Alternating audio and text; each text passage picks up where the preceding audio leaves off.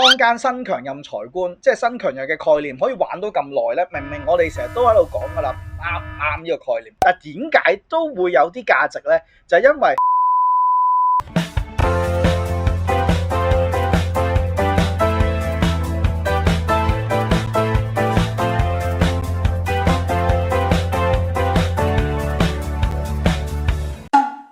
好啦，咁啊，狹義就一定係講錢啦，係嘛？金錢財富就一定係講財星嘅諗法啦，係嘛？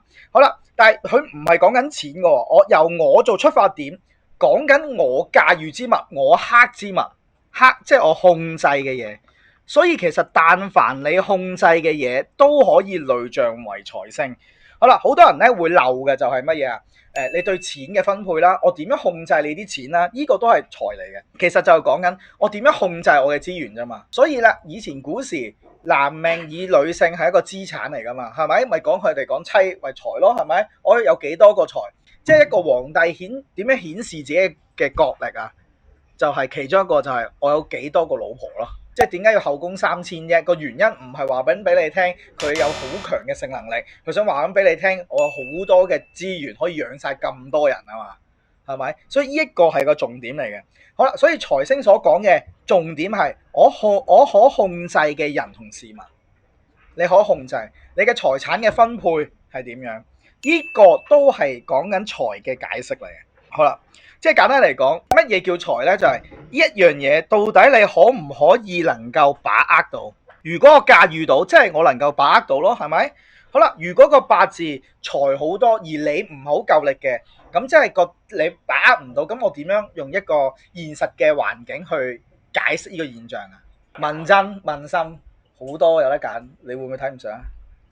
唔會啊嘛，有根氣嗰啲係嘛？佢覺得自己冇能力。佢假嘅，人哋唔係真係中意我嘅，假象嚟嘅。我係唔會，即係嗰人真係中意，佢冇可能中意我。講笑咩？佢唔信啊，把握唔到啊嘛，係咪？所以會成日都覺得拍唔到拖，係因為佢唔想拍。人哋中意佢都唔覺得 OK。舉個例子，我個教練啦，有個教練嘅朋友啦，識咗好多年咁，而家年紀都大啦，自己個泳會咁，老實講就係收入上算唔錯啦。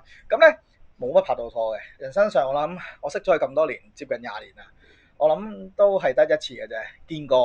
好啦，但係個重點係咩咧？其實佢唔係冇人中意喎。佢而家咧大啦嘛，佢做老細啦嘛。咁佢啲後生嘅妹妹，啲後生妹妹有示意係講中意佢，但係佢唔接受，因為佢嘅原因係因為曾經教過佢，佢係學生。係嘅，教練有啲咁嘅毛嘅，即係話俾大家聽，一個正常老實嘅教練係唔會對自己嘅學生係有任何嘅諗法嘅。但係如果唔係自己學生就另一回事啊。正常嘅教練係唔會意淫自己學生，但係人哋啲學生會。因為唔關自己事啊嘛，即係你當夾女一樣啫嘛，佢唔會，佢教過，佢接受唔到。但係而家人哋成長咗大咗啦嘛，18、20歲、20幾歲啦嘛，都中意，佢都覺得唔得，佢覺得假，佢覺得唔會掌握到，就係財多身弱，即係簡單嚟講，佢把握唔到呢一個機會咯。有人中意佢，佢都覺得自己冇咯。好啦，即係等於有個機會，有份工俾你。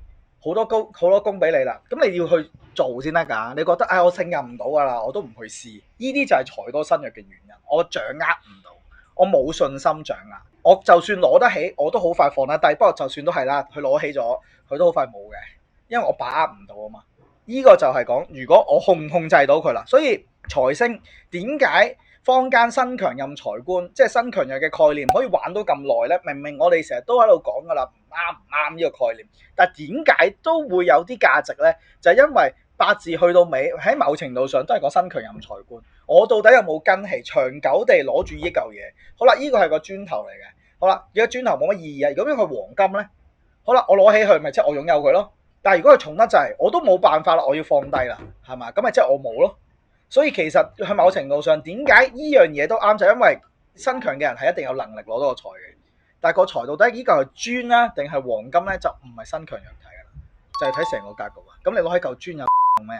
嚿磚值得幾多錢啊？係咪？咁唔係重點咯。但係都有啱㗎。咁所以一定有錢嘅一定係身強任財官嘅，一定係有啲能力，一定有氣，先能夠擁有到長久地擁有到財嘅。所以某程度上，咩八字係最啱用咧？